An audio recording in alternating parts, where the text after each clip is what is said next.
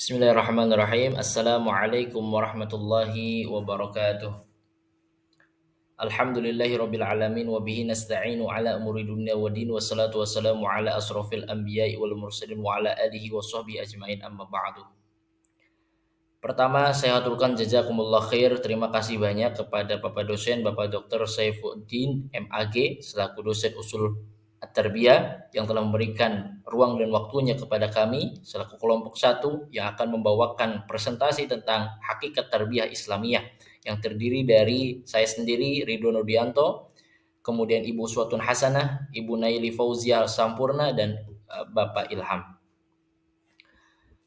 Dalam hakikat tarbiyah Islamiyah yang mana tujuan daripada makalah ini adalah bagaimana mengetahui pengertian hakikat tarbiyah Islamiyah itu sendiri, kemudian tentang ruang lingkup, mengetahui tentang ruang lingkup hakikat tarbiyah Islamiyah dan apa fungsi, tujuan dan kegunaan hakikat tarbiyah Islamiyah itu sendiri. Baik Bapak Ibu dan Bapak dosen yang saya hormati, saya akan mulai dari pengertian hakikat tarbiyah Islamiyah itu sendiri. Pendidikan berasal dari padanan bahasa Arab yaitu at-tarbiyah. Tarbiyah ini menurut Abdurrahman Nahlawi menyebutkan bahwasanya kata tarbiyah secara etimologi berasal dari ketiga asal kata, yaitu robba yarbu yang berarti bertambah dan berkembang.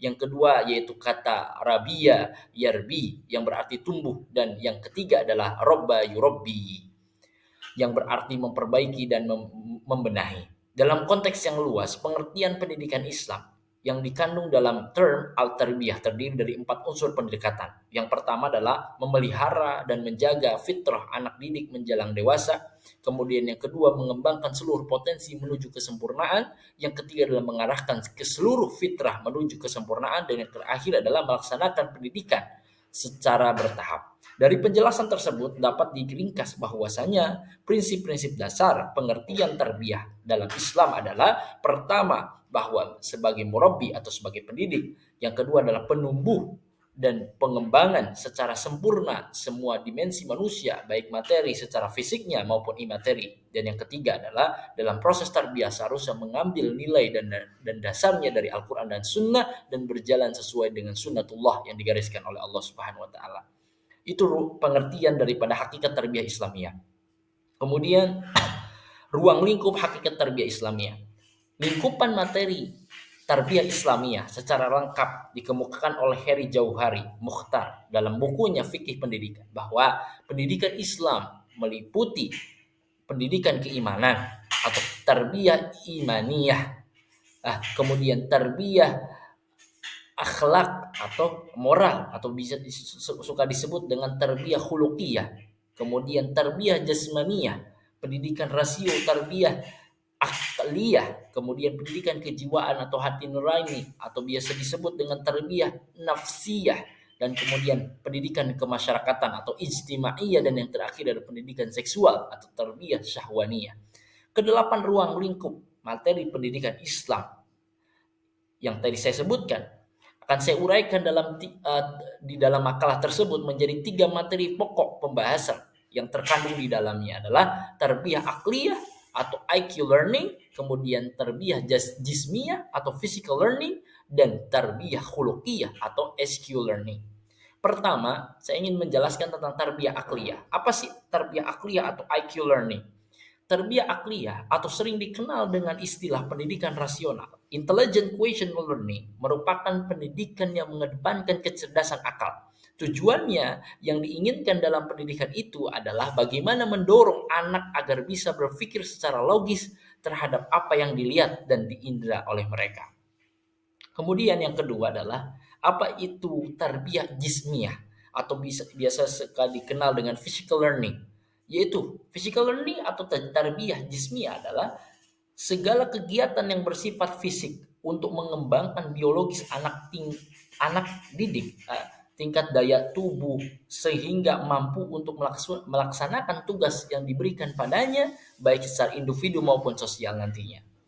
Kemudian yang ketiga, apa itu tarbiyah khuluqiyah atau biasa dikenal dengan SQ learning?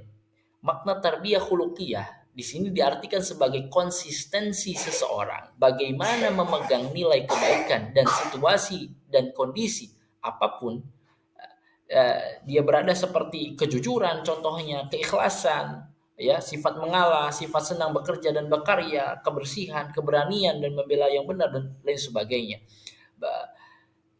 Seperti tata cara hidup berbangsa dan bernegara. Itu ruang lingkup daripada hakikat tarbiyah Islamiyah. Kemudian yang ketiga adalah yang ingin saya presentasikan, yang saya jelaskan tentang tujuan, fungsi dan kegunaan hakikat tarbiyah Islam itu sendiri. Secara umum bahwasanya fungsi pendidikan Islam atau tarbiyah Islamiyah merupakan mengarahkan maupun membimbing pada peningkatan maupun pengembangan ilmu peserta didik yang digunakan pada proses sebuah tahapan kehidupan yang dapat mencapai sebuah potensi yang maksimal, yang dimana tugasnya ialah menyediakan sebuah fasilitas yang dapat memudahkan dalam pelaksanaan dan tugas pendidikan. Kemudian tujuan hakikat tarbiyah Islami itu sendiri adalah yang pertama supaya mendapatkan sebuah moral yang baik, kemudian yang kedua supaya mempersiapkan kehidupan yang baik baik di dunia maupun di akhirat, yang ketiga adalah supaya dapat mengatur terkait tentang rezeki yang didapat maupun diterima manfaatnya, yang keempat adalah membangkitkan minat pelajar terhadap ilmu pengetahuan, dan yang terakhir yang kelima adalah mampu memperoleh sebuah keterampilan khusus seperti berdagang dan keterampilan yang lainnya agar dapat mencari sebuah rezeki dan juga berfungsi sebagai mata pencaharian spiritual keagamaan. Mungkin Bapak dan rekan-rekan yang saya hormati, itu yang bisa saya sampaikan tentang hakikat tarbiyah Islamiyah. Lebih kurangnya saya mohon maaf. Assalamualaikum warahmatullahi wabarakatuh.